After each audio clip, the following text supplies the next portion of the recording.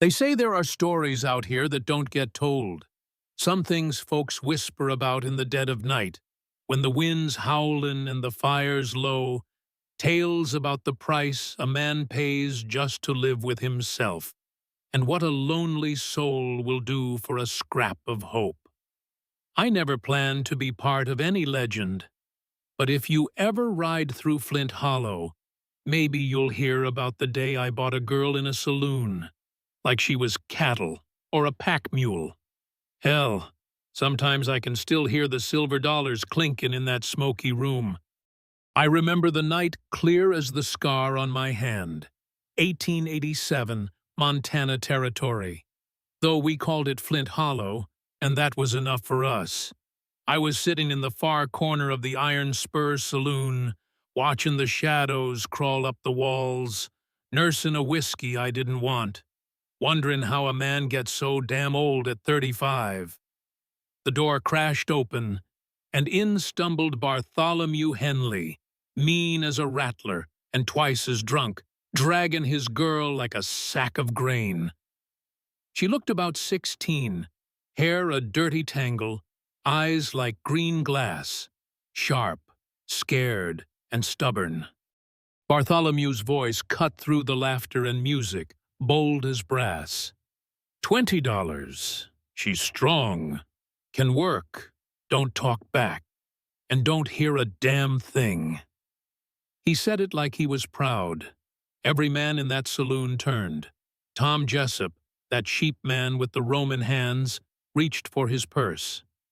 I felt something cold move in my chest. I'd seen men sell their souls for whiskey or land, but I'd never seen a father sell his own blood.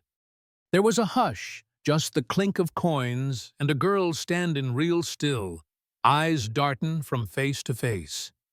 Most folks thought she was simple, deaf, maybe touched in the head. But I'd watched her before, in town.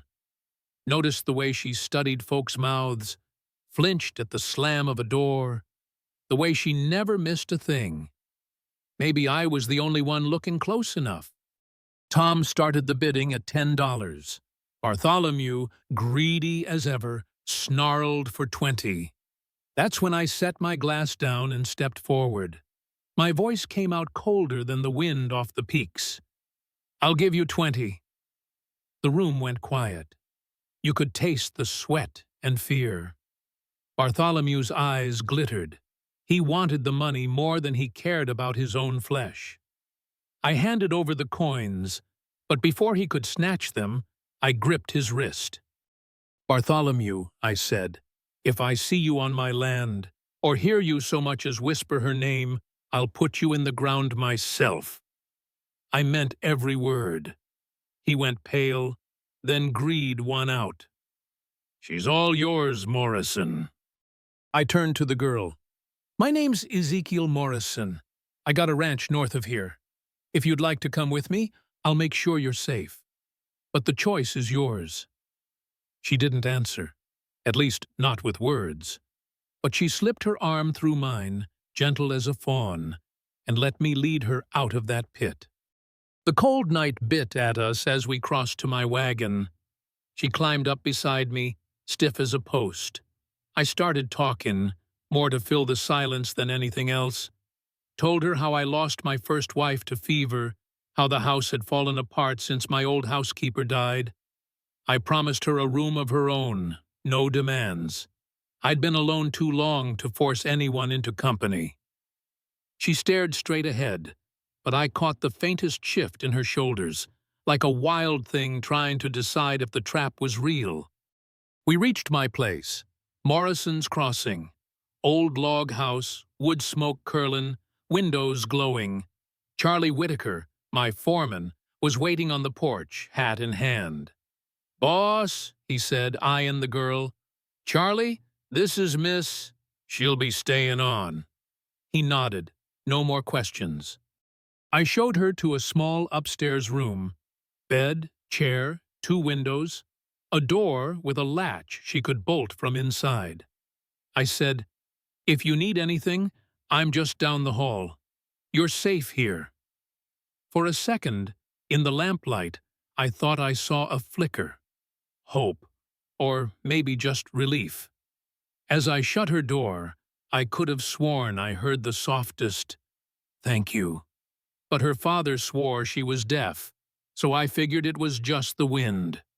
Downstairs, Charlie started in. "Boss, what are you playing at? Bringing home a deaf girl? You buying trouble?" I shrugged.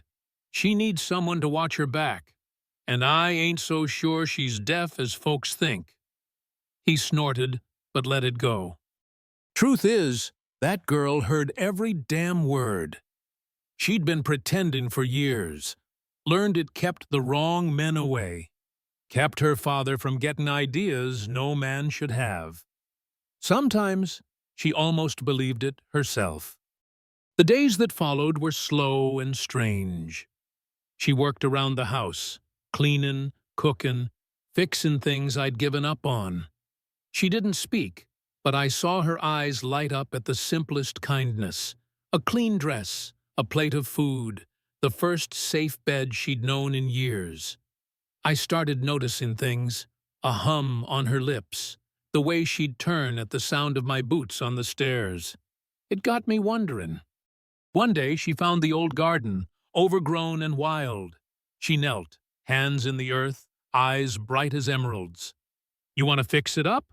I asked. She nodded so fierce I had to grin.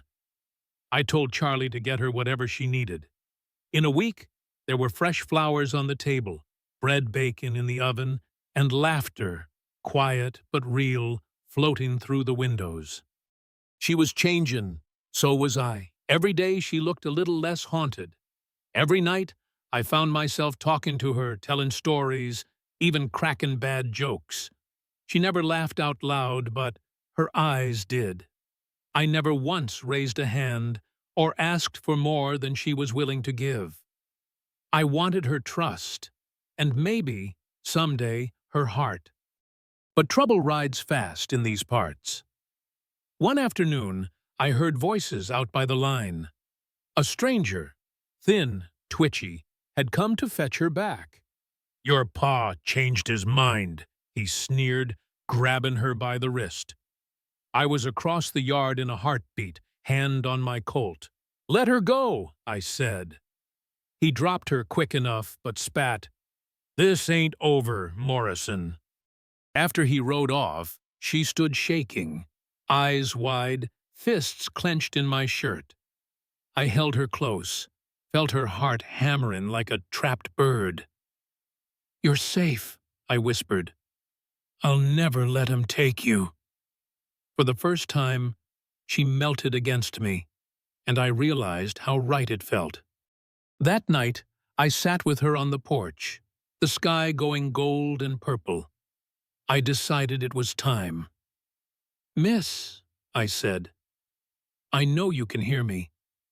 I reckon you're not as deaf as folks say." Her whole body trembled.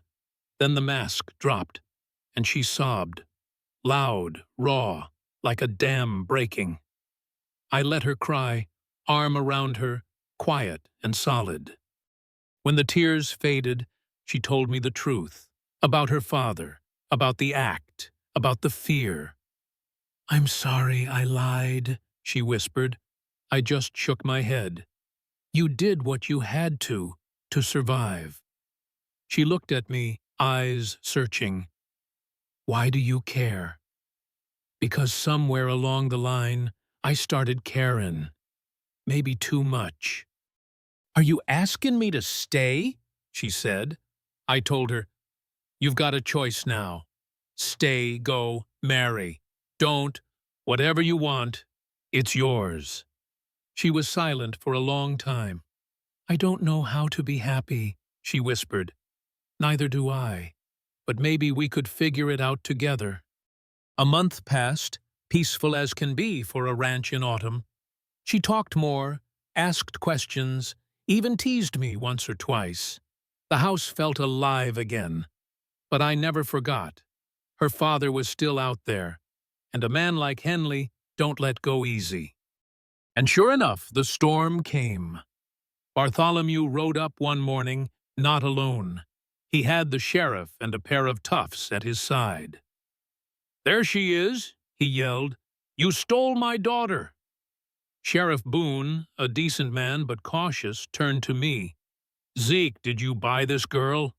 "I did," I said, "in front of a whole saloon, with half the town watchin'." "Ain't right," one of Henley's men spat. "Can't buy a person." I could feel the tension, like a thundercloud, ready to break. Evangeline stepped out of the garden, dirt on her hands, hair shining copper in the sun. Sheriff Boone looked her square. "Did Morrison take you against your will?" For a long second, no one breathed. She raised her chin. "No, sir. I came here by my own choice, and I choose to stay." Henley blanched, mouth working like a hooked fish. "She's damaged. She's deaf." "No, Pa," she said, voice steady. "You just never cared enough to listen. You sold me for whiskey and cards, but Mr. Morrison gave me a chance. I'm not property. I'm not broken." Boone nodded, slow and respectful. "That settles it, then." Henley's face twisted with rage, but the townsfolk were watching. I stared him down. "You come near her again, Bartholomew, and I'll bury you myself. That's a promise." After they left, Evangeline stood by me, dust on her boots, sun in her eyes, breathing free for the first time. She looked up and said, "Thank you for seeing me, for believing I was worth saving." I squeezed her hand and asked, "So, what do you choose now?" She smiled, brighter than spring, steadier than the mountain, her voice clear as a bell.